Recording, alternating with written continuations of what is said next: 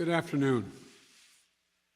I want to speak today to the unfolding situation in Afghanistan, the developments that have taken place in the last week, and the steps we're taking to address the rapidly evolving events. My national security team and I have been closely monitoring the situation on the ground in Afghanistan and moving quickly to execute the plans we had put in place to respond to every constituency, including contingency, including the rapid collapse we're seeing now.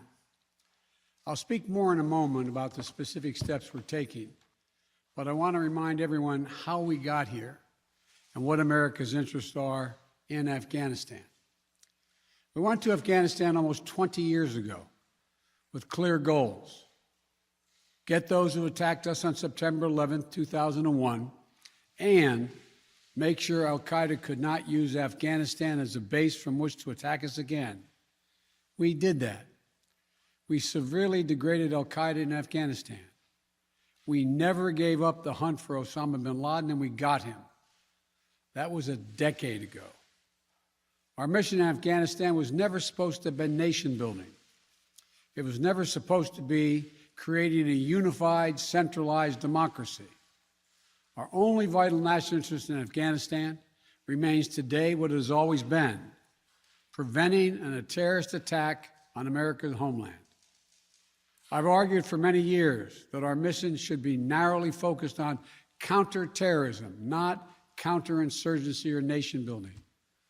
That's why I opposed the surge when it was proposed in 2009 when I was vice president. And that's why, as president, I'm adamant that we focus on the threats we face today in 2021, not yesterday's threats.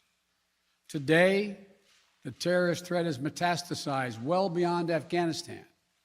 Al-Shabaab in Somalia, al-Qaeda in the Arabian Peninsula, al-Nusra in Syria, ISIS attempting to create a caliphate in Syria and Iraq, and establishing affiliates in multiple countries in Africa and Asia. These threats warrant our attention and our resources. We conduct effective counterterrorism missions against terrorist groups in multiple countries where we don't have permanent military presence. If necessary, we'll do the same in Afghanistan. We've developed counterterrorism over-the-horizon capability that will allow us to keep our eyes firmly fixed on the direct threats to the United States and the region, and act quickly and decisively if needed. When I came into office, I inherited a deal that President Trump negotiated with the Taliban. Under his agreement, U.S. forces would be out of Afghanistan by May 1, 2021, just a little over 3 months after I took office. U.S. forces had already drawn down during the Trump administration from roughly 15,500 American forces to 2,500 troops in country. And the Taliban was at its strongest militarily since 2001. The choice I had to make as your president was either to follow through on that agreement or be prepared to go back to fighting the Taliban in the middle of the spring fighting season. There would have been no ceasefire after May 1. There was no agreement protecting our forces after May 1.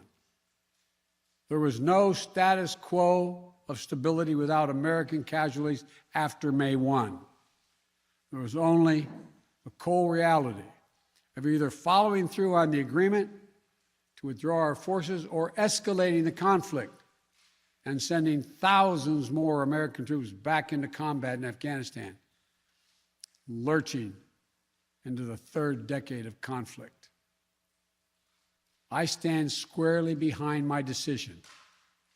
After 20 years, I've learned the hard way that there was never a good time to withdraw U.S. forces. That's why we're still there. We were clear-eyed about the risks.